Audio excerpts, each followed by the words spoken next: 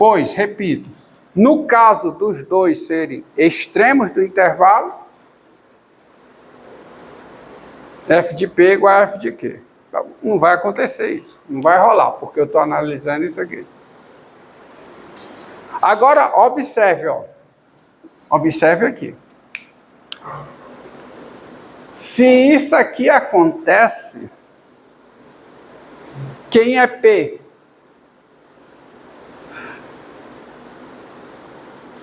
P é ponto de mínimo da função f no intervalo fechado.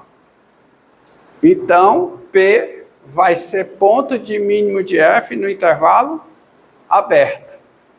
E no caso que isso acontece, o Q é o quê? Ponto de máximo. Portanto, é ponto de máximo no intervalo aberto. Então, daí,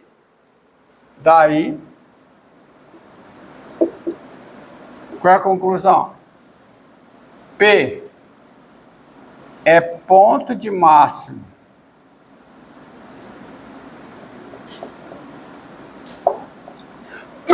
de F em AB,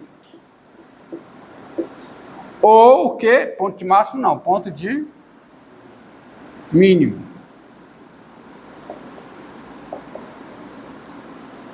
Ou o quê?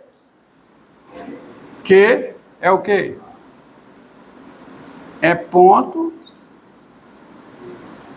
de máximo de F em AB.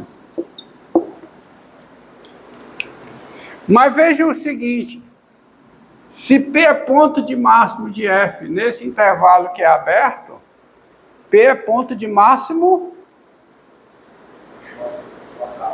local.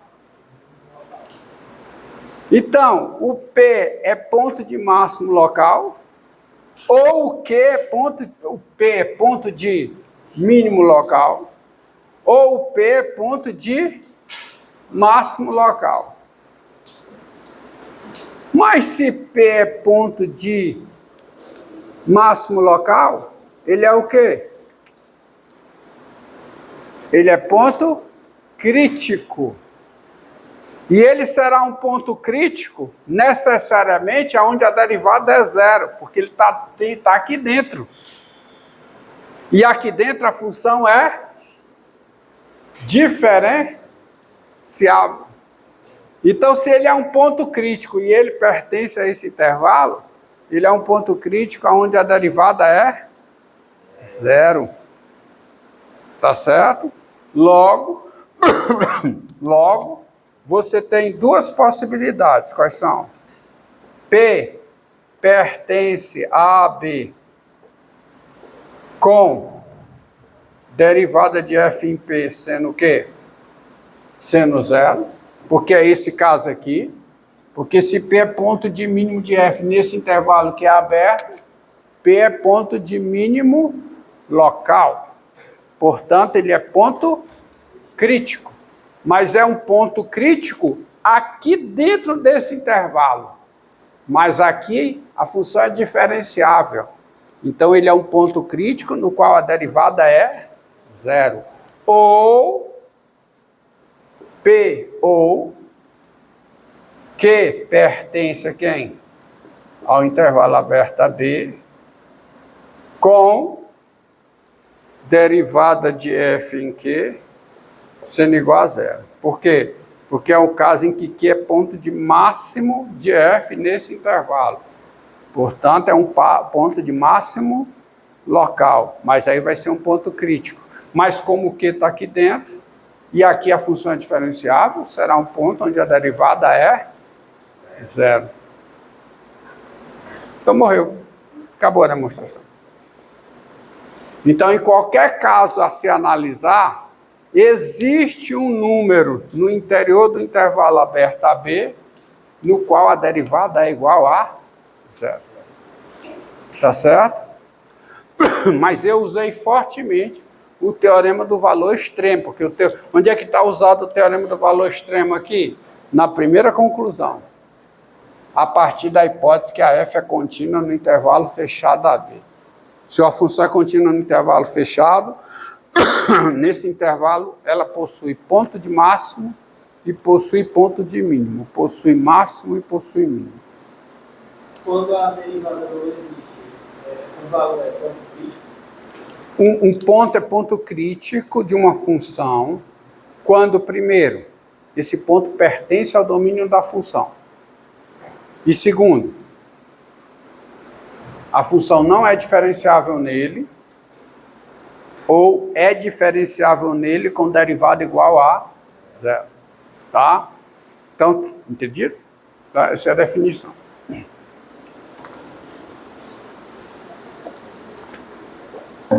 Então, veja, está demonstrado o teorema de Rho.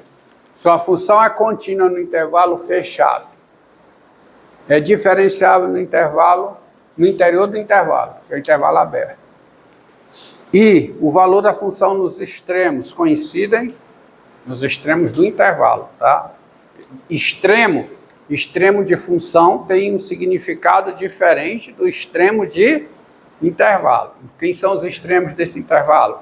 A e B. Extremo da função é outra coisa, tá? A mesma palavra com dois significados distintos a depender do contexto. Então, se uma função é contínua no intervalo fechado, é diferenciável no interior desse intervalo. O interior do intervalo fechado é o intervalo aberto, tá? E nos extremos do intervalo, a função coincide. Existe um C no interior do intervalo, no qual a derivada é zero.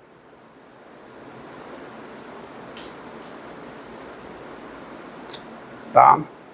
Esse teorema tem várias aplicações. Uma delas, a fenomenal, a principal, é o teorema do valor médio.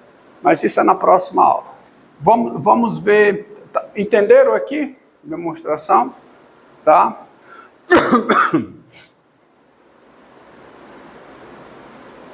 Pronto. Ó, se usa... Os conceitos, eles são recorrentes, eles são utilizados várias vezes, ó. Que é um ponto de máximo local. É um ponto que é de máximo da função. O que é um ponto de máximo local de uma função? É um ponto que é de máximo da função em algum intervalo aberto. Foi ponto de máximo da função em algum intervalo aberto, é ponto de máximo local. Foi ponto de mínimo da função em algum intervalo aberto, é ponto de mínimo local. E eu preciso reforçar a definição primeiro envolvendo a otimização, envolvendo máximo e mínimo. Um ponto P é ponto de máximo de uma função f no conjunto A quando três coisas ocorrem. Quais são? Primeiro, o P pertence a A. Segundo, o A está contido no domínio da função. Terceiro, f de P é maior que ou igual a f de x, qualquer que seja x em A. Essa é a definição primeira, é a definição principal. Todas decorrem dela. Tá? Então, quando eu digo que P é ponto de máximo de uma função em algum intervalo aberto, eu estou querendo dizer com isso que existe um intervalo aberto I, tá, o que P pertence a I, e está contido no domínio da função, e f de P é maior que ou igual a f de x, qualquer que seja x pertencente a I. Tá? Você tem que tirar as conclusões a partir da definição. A interpretação, a leitura que você faz das coisas, ela deve ser feita a partir das definições. Então, vamos apagar isso aqui. E veja o seguinte, ó, um exemplo.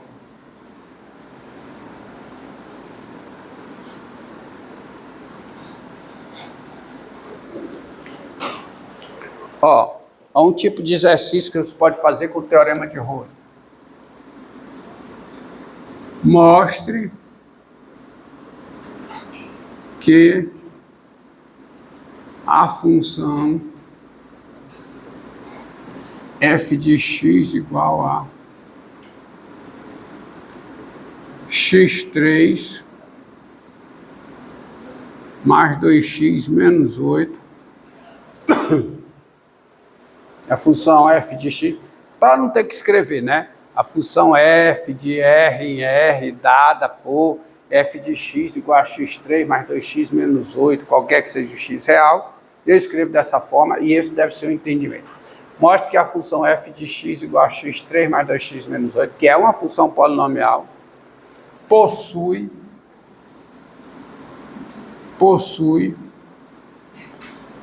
somente uma raiz em R, uma raiz real.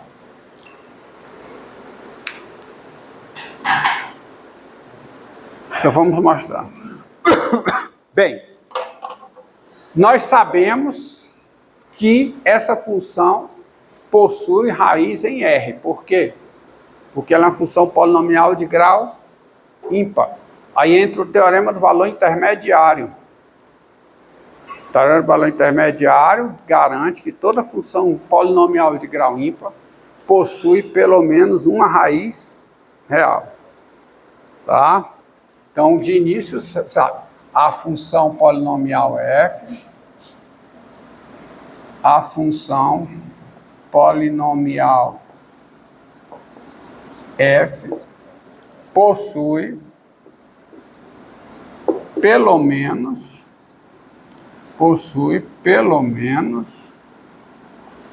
uma raiz real, uma raiz em R. Tá assim. Agora eu vou mostrar que só possui uma. Aí eu vou fazer uma demonstração por absurdo. Tá? Então, suponha... Deixa eu antes passar a lista.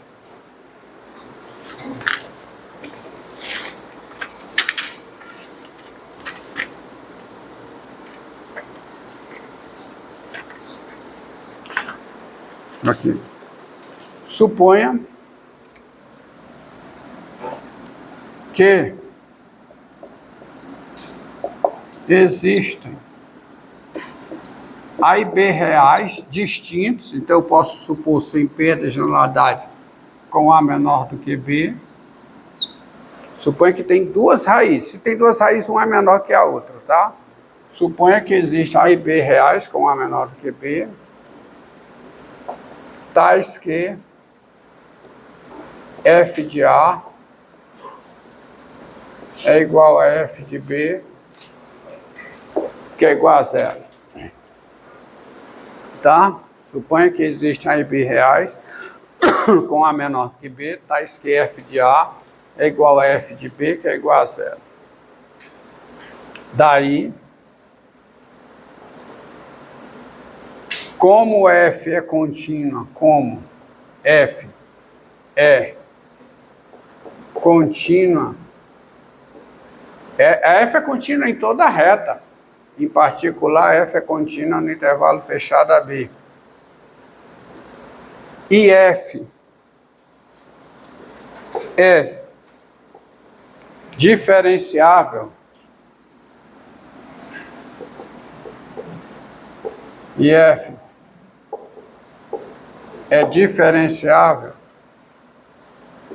AB. F é diferenciável em toda a reta. Em particular, f é diferenciável no intervalo fechado AB. Então, como f é contínua no intervalo fechado, f é diferenciável no aberto, e f de A é igual a f de B, tá certo? Pelo teorema de Rowley, faltou botar o nome do teorema, né? Pelo teorema de Rowley, é o nome desse teorema, tá? Teorema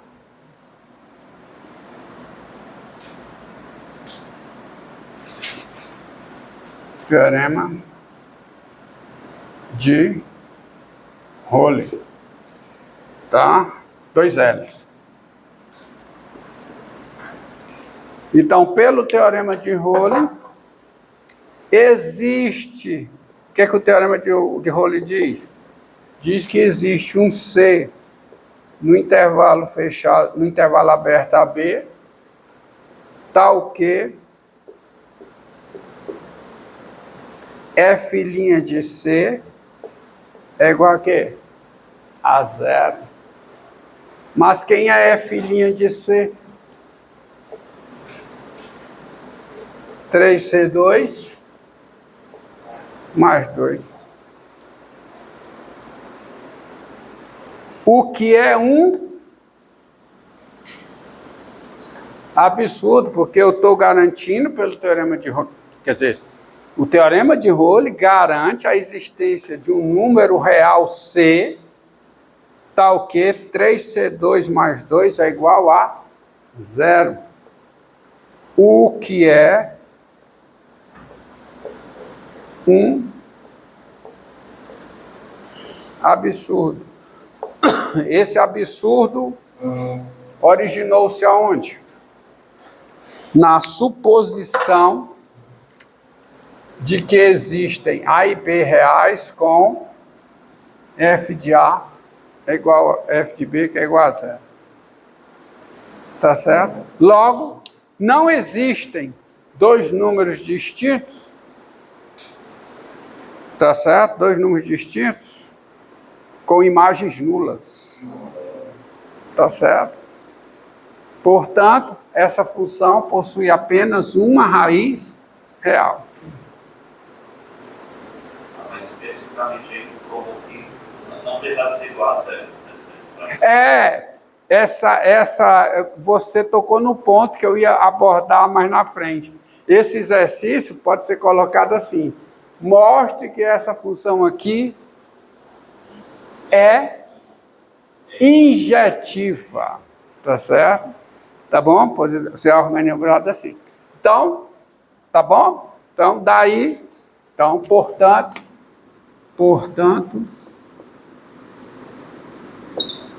F possui somente apenas uma raiz real.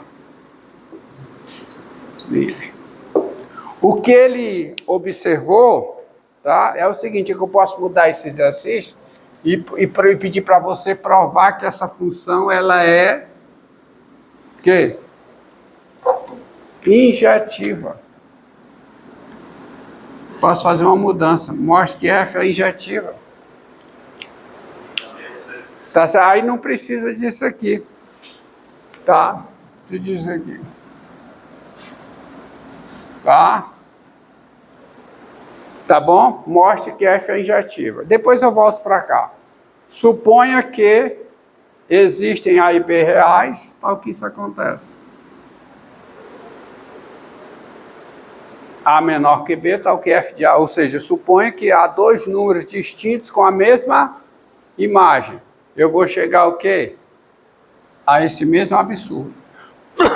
Aí qual a conclusão? Portanto, F é injetivo. É o quê? Injetivo. Só que nesse caso aqui, o teorema do valor intermediário garante que ela é sobrejetiva. Portanto, ela é bijetiva. O teorema do valor intermediário garante que ela é sobrejetiva. E assim ela é bijetiva. E sendo bijetiva, ela é invertível. Tá? Ela tem inversa. Quem é a inversa dessa função, aí são outros 500. Tá? Eu calculo a inversa dessa função. Tá? Entendido aí? O que eu farei agora é... Tá? Deixa eu ver se eu mudei. É um absurdo. Portanto, F é injetivo. Tá? O que eu farei agora, vou aproveitar esses minutos que me restam e exercitar o seguinte.